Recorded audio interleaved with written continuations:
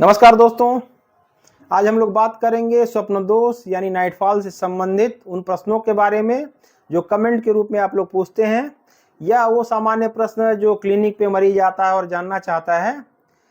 साथ ही उन भ्रांतियों के बारे में या वो गलतफहमियां जो नाइटफॉल के बारे में लोगों के मन में बन गई हैं। साथ ही होम्योपैथिक दवाओं का एक कॉम्बिनेशन मैं आपको बताऊंगा, जिसको अगर उस प्रकार से लिया जाए तो आपको स्वप्न दोष में काफ़ी राहत होगी। यह वीडियो आपके लिए इसलिए भी महत्वपूर्ण है क्योंकि अक्सर देखा जाता है कि जिनको स्वप्न दोष की समस्या है वो बात नहीं करते किसी से, डॉक्टर के पास जाने से कतराते हैं, हेजिटेट करते हैं। तो आइए शुरू करते हैं।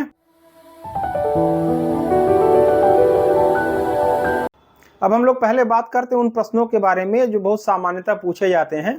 पहला प्रश्न उसमें से है जो बहुत कॉमनली पूछा जाता है कि नाइटफॉल कितनी बार होना चाहिए या कितनी बार होना सही है।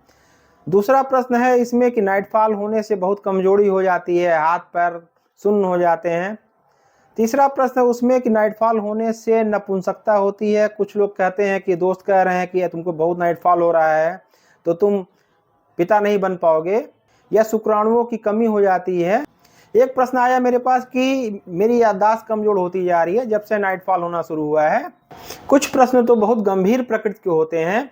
लोग यहाँ तक कमेंट किए हैं कि नाइटफॉल इतना ज़्यादा हो रहा है, हम जी के क्या करेंगे। तो बारी बारी हम लोग सभी सवालों के जवाब जानने और समझने की कोशिश करेंगे। अब हम लोग बात करेंगे कितनी बार नाइटफॉल होने को सही माना जाना चाहिए। इसका कोई फिक्स नंबर नहीं है कि इतनी बार नाइटफॉल हो तो सही हो, फिर भी अगर नाइटफॉल कम हो रहा है तब अच्छा माना जाएगा। हफ्ते में एक बार या 2 बार अगर नाइटफॉल हो रहा है तो उसको ठीक माना जा सकता है।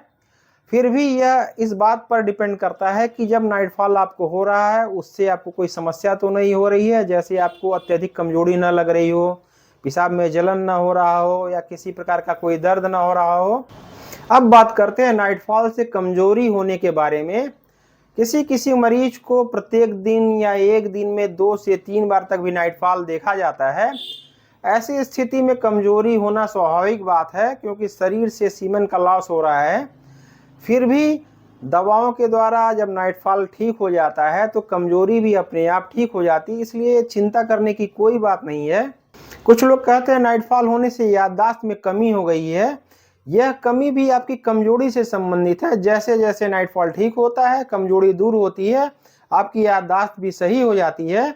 याददाश्त दूर होने जैसी कोई दिक्कत नाइटफॉल से संबंधित नहीं होती है। अब जानते हैं कि क्या नाइटफॉल होने से नपुंसकता हो सकती है। नाइटफॉल होने से नपुंसकता नहीं होती है। नाइटफॉल एक सामान्य प्रक्रिया है। कभी कभी किसी कारणों से उसकी फ्रिक्वेंसी बढ़ जाती है, बार बार नाइटफॉल होने लगता है, लेकिन नाइटफॉल होने से नपुंसकता नहीं होती, इसलिए किसी प्रकार की चिंता आपको नहीं करनी चाहिए। अब जानते हैं कि क्या नाइटफॉल होने से सीमेन पतला हो जाता है। बार बार नाइटफॉल होने से प्रोस्टेटिक फ्लूइड ज़्यादा मात्रा में बनता है, जिससे सीमेन की कंसिस्टेंसी पे प्रभाव पड़ता है, वीर्य थोड़ा पतला हो जाता है। लेकिन दवाएं कराने से नाइटफॉल कम होने के बाद यह अपने आप ठीक हो जाता है, इसलिए चिंता करने की कोई बात नहीं है। साथ ही नाइटफॉल होने से स्पर्म काउंट में आपके कोई अंतर नहीं आता है, इसलिए आपको भविष्य के बारे में किसी प्रकार की चिंता नहीं करनी चाहिए। नाइटफॉल कोई बीमारी नहीं है, फिर भी अगर आपको लगता है कि बार बार नाइटफॉल हो रहा है, आपको कोई दिक्कत महसूस हो रही है, तो बिना संकोच के रजिस्टर्ड होम्योपैथिक प्रैक्टिशनर को आप दिखा लें, आपकी समस्या पूरी तरह से ठीक हो जाएगी। अब हम लोग बात करेंगे कि वह कौन सी बातें हैं जिसका ध्यान आपको रखना चाहिए अगर आप दवा खा रहे हैं उसके साथ साथ, जिससे आप नाइटफॉल की समस्या से बच सकें। सबसे पहली बात जो ध्यान देने योग्य है कि आपको अश्लील सामग्री जैसे पोर्न आदि से बच के रहना चाहिए। दिमाग में इस प्रकार का कोई विचार नहीं लाना चाहिए। साथ ही आपको संतुलित आहार लेना चाहिए। खाने में आपको मीट, मछली, अंडा और मसालों से परहेज करना चाहिए। साथ ही एक्सरसाइज पे ध्यान देना चाहिए। सोने के पहले आपको हाथ पैर अच्छे से धुल के और अच्छी पुस्तकें पढ़ के आपको सोना चाहिए। इन बातों को ध्यान देने से आपके नाइटफॉल में काफ़ी सुधार होगा। अब हम बात करेंगे होम्योपैथिक दवाओं के कॉम्बिनेशन के बारे में, जो कि नाइटफॉल में बहुत उपयोगी हो सकती है। चाहे नाइटफॉल स्वप्न के साथ हो रहा हो या बिना स्वप्न के हो रहा हो, कमजोरी महसूस हो रही हो, आंखों के किनारे काले घेरे पड़ गए हों, इन सभी लक्षणों में बहुत फायदा हो सकता है। पहले मैं आपको दवाओं के नाम बताऊंगा बारी बारी, फिर उनको किस प्रकार से लेना है ये मैं आपको बताऊंगा। तो सबसे पहली दवाई है, यहाँ पिक्चर भी मैंने लगा दी है, स्टेफिस एग्रिया 1 mg, कैलेडियम 30 पोटेंसी में, पिक्चर मैंने यहाँ लगा दी, आप देख सकते हैं। एसिड फास्फोरिकम 200 पोटेंसी में, और एसिड फास्फोरिकम का मदर टिंचर। साथ ही चाइना, यहाँ पिक्चर मैंने लगा दिया, 30 पोटेंसी में आप ले आए। अब मैं आपको बताऊंगा कि इसको आपको लेनी कैसे है। स्टेफिस एग्रिया 1 mg पोटेंसी की 2 बूंदे 1 हफ्ते में एक बार 1 चम्मच पानी में 2 बूंदे डाल के आपको पी लेनी है, इससे ज़्यादा दवा आपको नहीं लेनी है।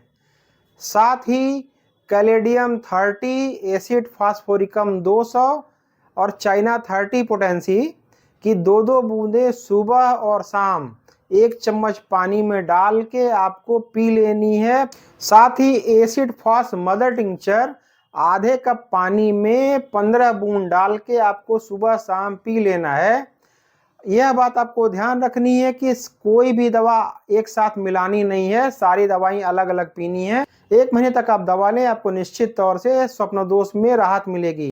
अगर वीडियो अच्छी लगी हो तो लाइक कर दें, शेयर कर दें, और हेल्थ से रिलेटेड ऐसी वीडियो पाने के लिए आप चैनल को सब्सक्राइब कर लें। धन्यवाद।